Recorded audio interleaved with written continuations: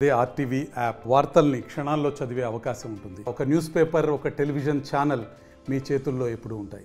July 26వ తారీఖున తుమ్కుంట హిందూపూర్లో ఉన్న Tumkunta check post అయినటువంటి ఎస్బీఐ బ్యాంకు నుంచి 11.4 కోట్ల 11.4 కేజీల బంగారాన్ని చెస్ట్ని బ్రేక్ చేసి తీసుకెళ్ళిపోయారని చెప్పి కంప్లైంట్ రావడంతో అప్పటి నుంచి కూడా టీమ్స్ ఫామ్ చేసి చాలా దీని మీద విస్తృతంగా వర్క్ చేయడం జరిగింది.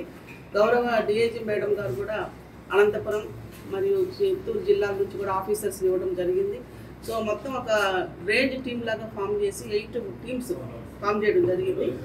సో 8 టీమ్స్ ఆధ్వర్యంలో చాలా కష్టించి ప్రీవియస్ నేరస్తులు డేటాలు, తర్వాత వరంగల్లో జరిగినటువంటి ఒక ఇలాంటి సిమిలర్ కేసు, అది ఇలాంటి డీటెయిల్స్ అన్నీ కూడా వెరిఫై చేస్తూ టెక్నాలజీ ఉపయోగించి సీసీ కెమెరాస్ ఇంకా అదర్ టెక్నికల్ ఆస్పెక్ట్స్ అన్నింటినీ కూడా వెరిఫై చేస్తూ 4-5 రాష్ట్రాల్లో టీమ్స్ని పంపించి మహారాష్ట్ర, యూపీ, హర్యానా, రాజస్థాన్ అండ్ కేరళ మొత్తం 5 స్టేట్స్ టీమ్స్ తిరగడం జరిగింది.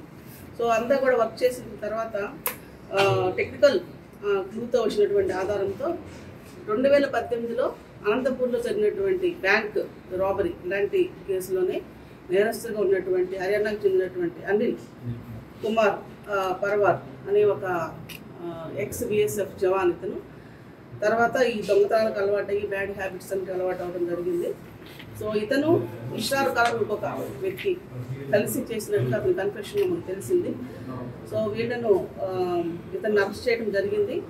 అరెస్ట్ అంటే అఫెన్స్ జరిగిన తర్వాత 2 డేస్లోనే అరెస్ట్ చూపించాం, కానీ అప్పటికి రికవరీ అనేది చేయడానికి కుదరలేదు. అతన్ని మాత్రం అరెస్ట్ చేయడం జరిగింది. తర్వాత అతన్ని కస్టడీలోకి తీసుకుని లీగల్ కస్టడీలోకి తీసుకుని జ్యుడిషియల్ కస్టడీలోకి విచారించి తర్వాత ఈ నేరం ఎలా చేశారు, ఎలాంటి పరిస్థితులు వీళ్ళు ఇవన్నీ చేశారని చెప్పి తెలుసుకొని దాని ఆధారంగా ఒక బైకు, ఒక కారు ప్లస్ 2 కేజీల వరకు బంగారాన్ని సీజ్ చేయడం జరిగింది. ఇవన్నీ కూడా ప్రాపర్ ప్రొసీజర్ ప్రకారం కన్ఫెషన్ స్టేట్మెంట్ ప్రకారం చేయడం జరిగింది. మొత్తం ఈ బంగారం యొక్క విలువ 2 కోట్లు, తర్వాత ఒక బైక్ అండ్ ఒక కారు కూడా సీజ్ చేసాం. ఈ మొత్తం అంతా కూడా ఎస్డిపో హిందూపూర్ ఆధ్వర్యంలో టీమ్స్ని ఫామ్ చేసి inspectors, each team headed by inspector and some other officers and technical teams ఒక 4 సర్చ్ టీమ్స్ అలాగా అందరిని ఫామ్ చేసి వీళ్ళని అరెస్ట్ చేయడం జరిగింది. అండ్ ఈ ప్రాపర్టీ రికవరీ చేయడం జరిగింది. ఇంకొక ఎక్కువ పరారీలో ఉన్నాడు, అతను ఇష్రార్ ఖాన్, అతను బిలాంగ్స్ టు రాజస్థాన్. డీటెయిల్స్ అన్నీ వచ్చినాయి. ప్రజెంట్ అతను అబ్స్పెండ్లో ఉన్నాడు. అది కూడా టీమ్స్ ఫామ్ చేసి ఆ పని మీద కూడా ఉన్నాము. తర్వాత అతను కూడా అరెస్ట్ చూపించి ఇంకా గోల్డ్ రికవర్ చేయడానికి మేము ట్రై చేస్తాం. మనీ కూడా పోవడం జరిగింది, బట్ ఈ ఎక్కువ దగ్గర మనీ అనేది మనకి దొరకలేదు. దాన్ని ఆల్రెడీ ఇతను ఇప్పటికే చాలా అఫెన్స్లు చేయడము, 10సార్లు జైలు నుంచి రావడం, రీసెంట్గా కోయంబత్తూరు జైలు నుంచి వచ్చాడు. వీళ్ళు ఏంటంటే మన కోర్టు ఖర్చుల కోసం స్పెండ్ చేయడం, అప్పు తీసుకున్న వాళ్ళకి ఇచ్చేయడం, ఇలాంటి పనులను చేశారు. సో దానివల్ల కొంత అతని దగ్గర మనీ అనేది లేదు. ఈ గోల్డ్ మాత్రం కొంత జరిగింది. 1 కేజీ వరకు ఇంటాక్ట్ గోల్డ్ మనకు సేవ్ చేయడం. యాక్చువల్లీ రీసెంట్గానే కదా కోయంబత్తూర్ నుంచి రిలీజ్ అయ్యారు. వీళ్ళు రిలీజ్ అయిన తర్వాత కర్ణాటకలో షెల్టర్ తీసుకున్నారు. ఆల్రెడీ ప్రీవియస్ కూడా కర్ణాటకలో తిరగడం, రెక్యూజ్ చేయడం, అఫెన్స్ చేయడం జరిగింది. కాబట్టి ఈ two shelter in Karnataka and ఈ బైక్ కూడా ట్రావెల్ చేసి సర్చ్లో ఉన్నాడు.